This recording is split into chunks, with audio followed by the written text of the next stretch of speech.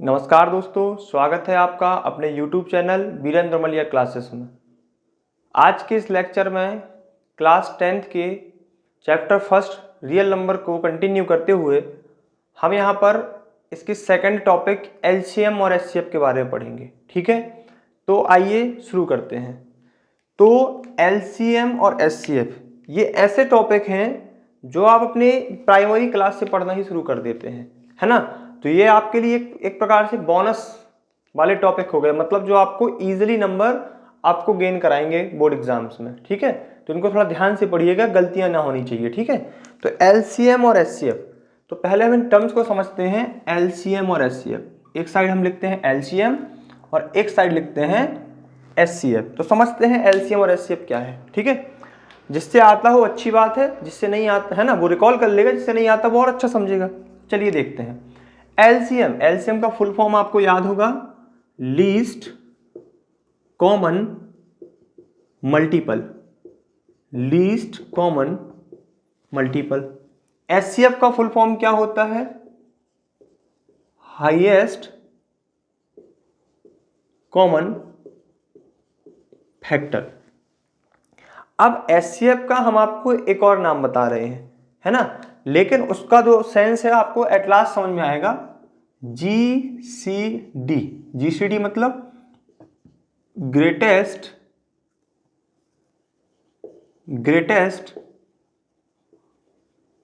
Common divisor. ठीक है, अब लीस्ट कॉमन मल्टीपल, तो आप फैक्टर और मल्टीपल को तो समझ रहे होंगे ना।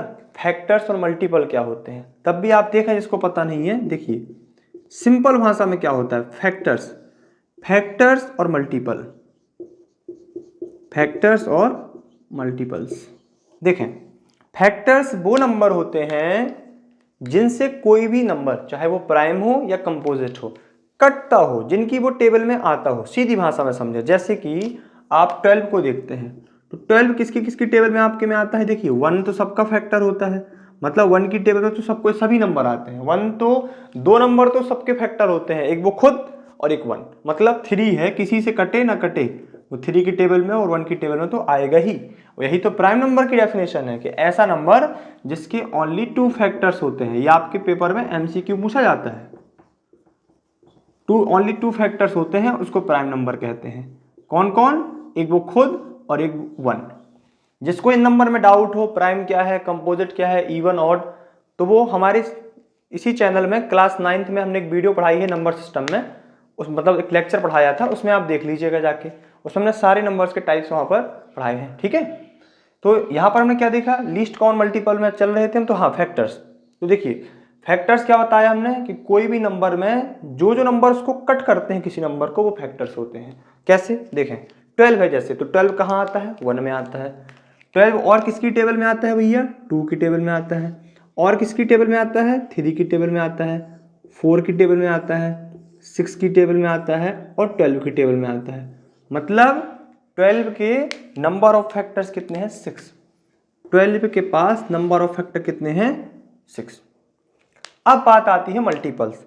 तो मल्टीपल्स का आप सिंपल फंडा याद रखें, टेबल्स। जो आप बचपन में आपको टेबल्स याद कराई जाती थी, 2 1 जा 2, 2 2 जा 4, 2 3 जा 6, 2 4 जा 8, यही मल्टीपल्स हैं। मतलब किसी भी नंबर की टेबल में आने वाले। ठीक है, जैसे मान लीजिए हमने आपसे कहा 3 के मल्टीपल्स, तो आप 3 की मल्टीपल यानी कि 3 का किसी भी नंबर से मल्टीपल करके लिख दीजिए आप, बस वो उसके मल्टीपल्स हैं। जैसे 3 का 10 से कर दो 30, उसका मल्टीपल है। 3 का आप 100 से कर दो 300, उसका मल्टीपल है। मतलब ये मल्टीपल्स हो गए। मल्टीपल मतलब उसकी काउंटिंग, उसकी टेबल्स में आने वाले नंबर मल्टीपल्स होते हैं। अब एक कॉन्सेप्ट आप यार थोड़ा ध्यान दीजिएगा, 12 के कितने मल्टीपल हैं? फैक्टर्स हैं 1 2 3 4 5 6। 12 के फैक्टर्स कितने होंगे, मल्टीपल कितने होंगे, बता सकते हैं आप? नहीं, मल्टीपल का कोई भी लिमिटेशन नहीं है। आप कहेंगे सर 12 10 जा 120 होता है, तो भैया 12 13 जा 132 भी तो होता है, 12 इंटू 12 144 भी तो होता है, 12 इंटू 1000 भी तो हो सकता है। 12 का आप किसी भी नंबर से मल्टी कर सकते हैं ना, तो 12 के मल्टीपल्स तो कितने भी हो सकते हैं। तो फैक्टर्स का नंबर लिमिटेड होता है ना, फिक्स होता है। मल्टीपल्स के नंबर फिक्स नहीं होते हैं, किसी भी नंबर के मल्टीपल्स फिक्स नहीं होते हैं। समझ गए? तो फैक्टर्स क्या फिक्स होते हैं, मल्टीपल का नंबर फिक्स नहीं होता है। तो हम अपने टॉपिक में आते हैं मल्टीपल में। तो लीस्ट कॉमन मल्टीपल, तो आपको मल्टीपल टर्म वर्ड का मतलब समझ में आया ना कि मल्टीपल यहाँ पर क्या है। तो एलसीएम के फुल फॉर्म में जो मल्टीपल आता है इसको नोट करते जाइएगा आप, है ना। तो यहाँ पर जो मल्टीपल है वो क्या है, देखिए आप समझ गए ना। तो अब यहाँ पर लीस्ट कॉमन लिखा है। लीस्ट मतलब होता है छोटे से छोटा। लीस्ट का मतलब क्या होता है, छोटे से छोटा, एकदम जितना छोटा हो सके।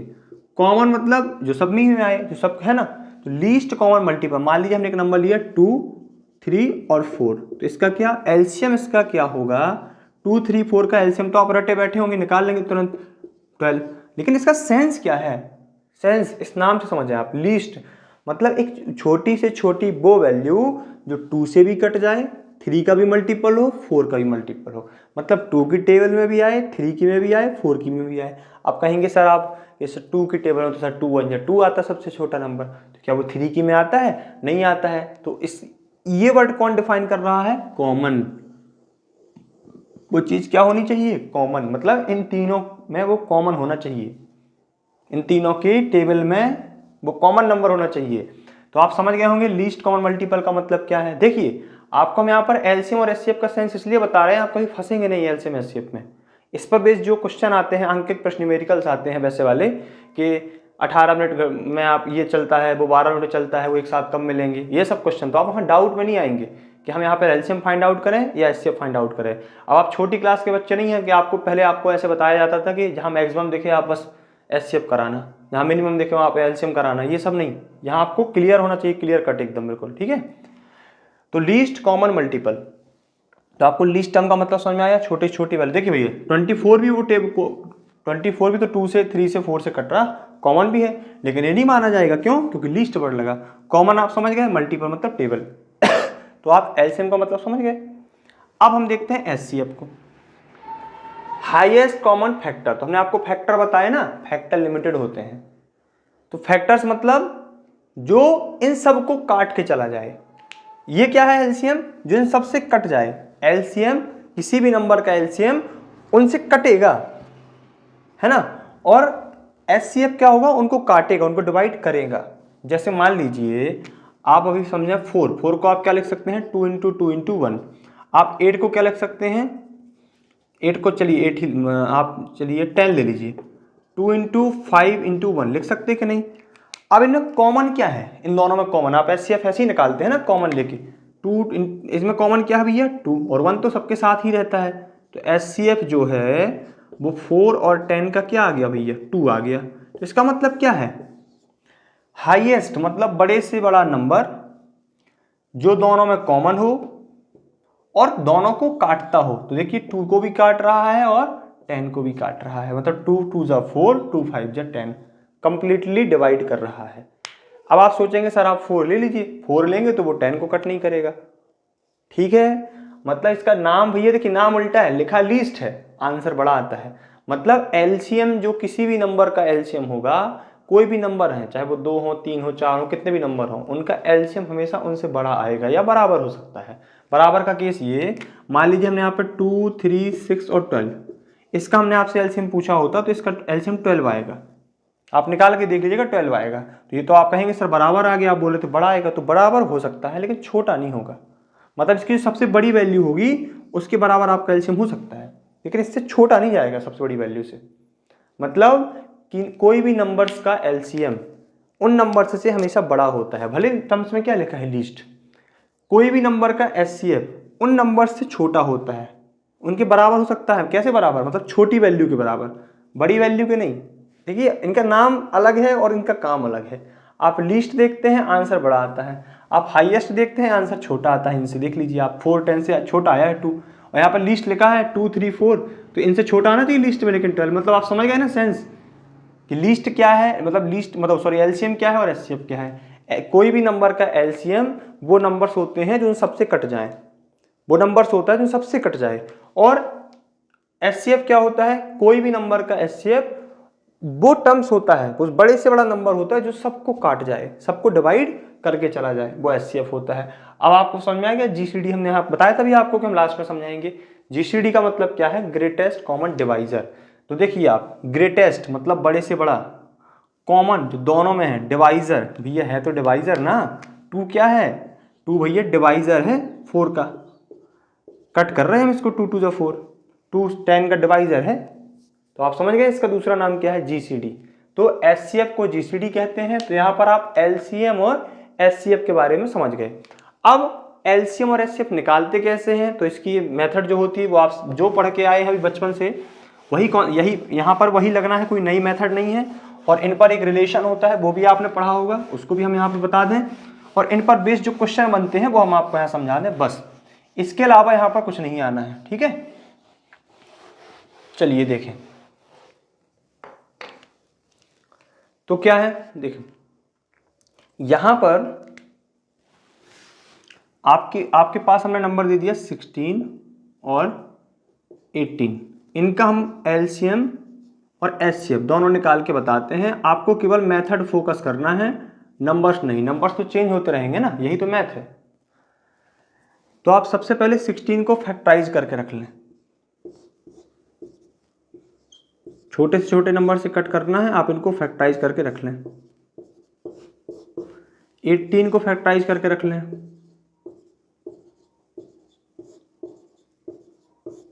क्या आया 16 is equal to 2 into 2 into 2 into 2 into 1, ठीक है। 18 इज इक्वल टू कितना आया 2 इंटू 3 इंटू 3 इंटू 1। तो अब इनका देखिए एचसीएफ कैसे निकालते हैं। इनका जो एचसीएफ होता है आप ऐसा लिखेंगे, एचसीएफ ब्रैकेट स्टार्ट करेंगे 16, 18। अब आप ऐसे नहीं लिखेंगे बचपन जैसा एचसीएफ ऑफ 16 एंड 18, शॉर्टकट लिखें एचसीएफ 16, 18 इक्वल टू क्या कॉमन है ना भैया, ये 2 कॉमन है और किसका पेयर बन रहा, किसी का नहीं, 1 का बन रहा तो 1 थोड़ी ना लेंगे, 2 1 जा 2, तो ये इसका एचसीएफ हो गया। अब एलसीएम निकालने के लिए आपने ऐसा पढ़ा होगा भैया, कैसे कि एक साथ ले लो वो नंबर, भैया आप ले तो लेंगे एक साथ, आंसर भी आएगा, लेकिन क्या है आप एग्जाम में 2 बार फैक्टराइज करते फिरेंगे, इनको अलग अलग भी और इकट्ठा भी, टाइम कंज्यूमिंग हो जाएगा। तो आपको इसी से एलसीएम निकालना, कैसे एलसीएम कैसे निकालते हैं, अपना मेथड फोकस करिएगा, ठीक है। एलसीएम जो आपका 16 18 का है वो फाइंड आउट आप कैसे करेंगे, जो कुछ कॉमन है आप उसको एक बार लिखें, जो कुछ कॉमन है उसको एक बार लिखें, बाकी सारे नंबर ले लें, इनको मत छोड़ें, किसी को भी ना छोड़ें। फिर 2 इंटू 2 इंटू 2, नीचे का 3 इंटू 3, भले वो मैच कर जाए लेकिन ऊपर नीचे मैच करता होता तो पेयर बन के आता वो ऑलरेडी। अब इसका आंसर देखिए 2 2 जा 4, 4 2 जा 8, 8 2 जा 16 और 3 3 जा 9। अब 16 9 जा 144, यही हमारा क्या हो जाएगा 16 और 18 का क्या हो जाएगा एलसीएम। अब किसी को प्रॉब्लम होती है कैलकुलेशन में, वो एक बार मल्टी नहीं कर पाता है, तो आपको क्या करना है, धीरे धीरे अपनी जो इसको वो आपकी स्पीड है कैलकुलेशन की वो आपको बढ़ाना है। आपको जैसे टेबल याद करना है, स्क्वायर आपको याद होने चाहिए, ये सब चीज़ें। और नहीं तो आप क्या कर सकते हैं, इसको ऐसा लिख लें जैसे छोटे छोटे टर्म में तोड़ लें कि 2 2 जा 4, 2 जा 8, 3 3 जा 9, 9 8 जा 72 इंटू 2 40, जो आपको सुटेबल लगे आप अपने हिसाब से मल्टीप्लाई कर सकते हैं। तो आपने यहाँ पर देखा कि एचसीएफ कैसे निकाला हमने और एलसीएम कैसे निकाला, ठीक है। आपको इसी एक ही टाइप्स के फैक्टराइजेशन से एलसीएम और एचसीएफ दोनों निकालना है, अलग अलग ऐसा इकट्ठा नहीं करना आपको। अब इन पर बेस्ड एक रिलेशन होता है और उसको हम यहाँ पर इसी फॉर्मूले से मतलब इसी क्वेश्चन से उसको वेरीफाइड करके दिखाते हैं।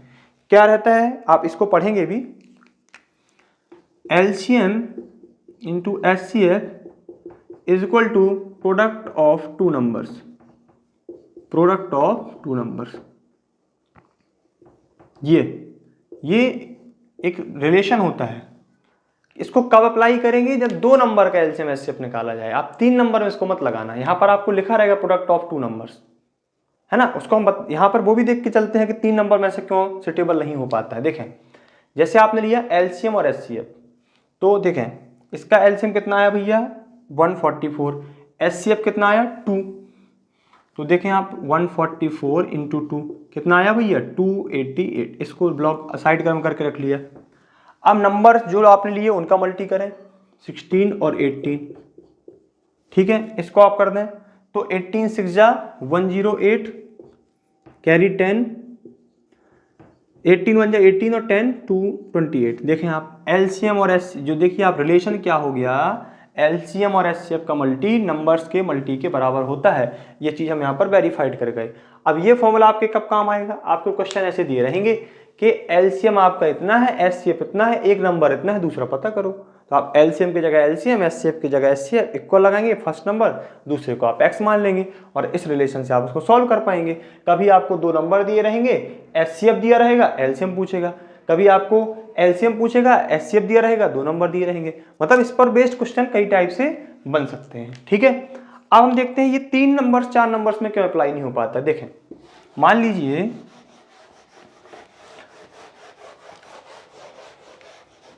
हमने 3 नंबर्स लिए, 3 नंबर्स क्या लिए हमने,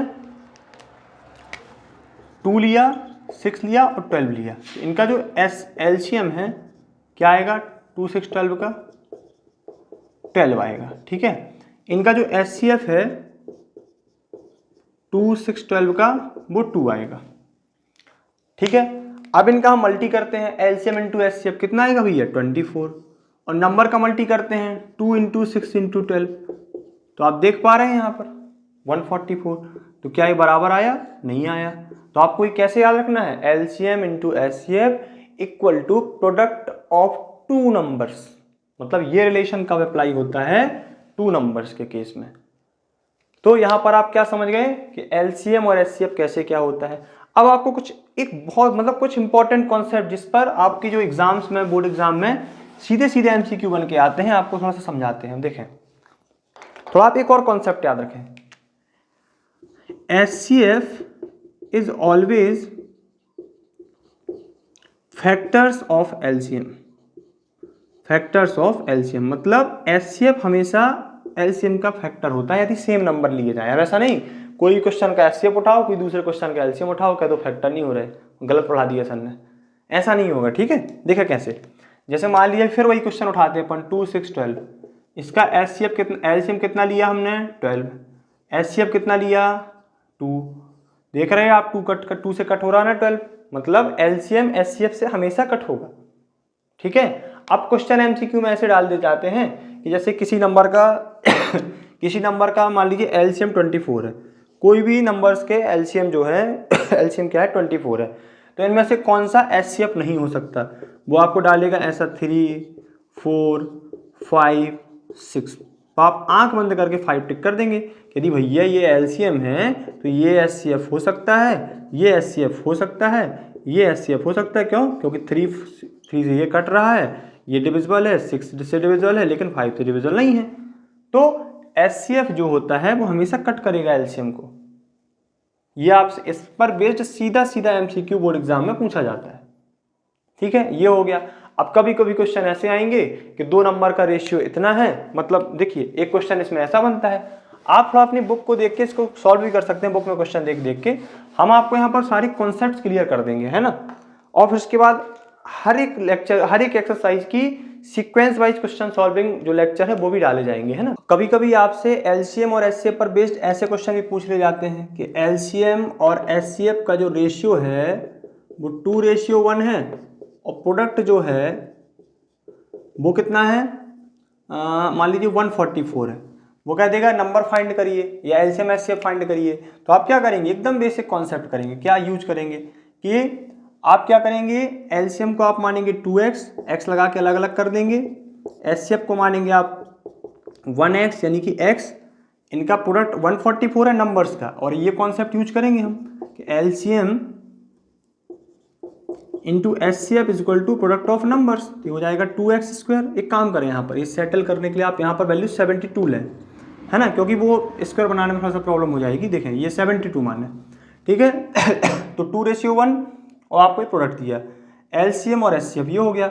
आपने इसका मल्टी लिया 2x² इज इक्वल टू 72, तो x² इज इक्वल टू 36, तो x की वैल्यू कट करके, तो x की वैल्यू क्या आ गई √36 और प्लस माइनस में, तो हम यहाँ पर केवल पॉजिटिव वैल्यू यूज करेंगे, तो x की वैल्यू 6 आ गई। तो यदि आपको ये x मिल गया 6, तो यहाँ से एलसीएम क्या आ गया 6 की वैल्यू आप यहाँ रखें 2x यानी कि 12, एचसीएफ क्या आ गया 1x यानी कि 6। तो आपने एलसीएम और एचसीएफ फाइंड कर लिया ना रेशियो और प्रोडक्ट की हेल्प से। तो मतलब ये फॉर्मूला आपके लिए बहुत ज़्यादा हेल्पफुल है, और इस पर बेस्ड क्वेश्चन बहुत सारे वैरायटीज़ के क्वेश्चन बन सकते हैं। तो इसमें जितने भी सारे क्वेश्चन इस टॉपिक से रिलेटेड बनेंगे, तो जैसा कि हमने आपको बताया है कि एनसीईआरटी की एक्सरसाइज के लेक्चर भी आपको क्वेश्चन बाई क्वेश्चन सीक्वेंस से प्रोवाइड कराए जाएंगे। ठीक है, तो आज हमने क्या एलसीएम और एचसीएफ का बेसिक कॉन्सेप्ट सीखा। इसके बाद नेक्स्ट लेक्चर में हम रेशनल नंबर को प्रूव करना, जैसे कि √2 रेशनल नंबर है तो आप उसको प्रूव करने के लिए आपके एग्जाम में क्वेश्चन 100% पूछा ही जाता है, आ ही जाता है उससे, है ना, कि prove that √2 is a rational number, prove that 3√2 is a rational number. तो उनके बारे में हम आपको पढ़ाएंगे। तो आई थिंक आपको लेक्चर बहुत अच्छा लगा होगा। यदि आपको लेक्चर अच्छा लगा हो तो चैनल को सब्सक्राइब और वीडियो को लाइक और शेयर करें। धन्यवाद।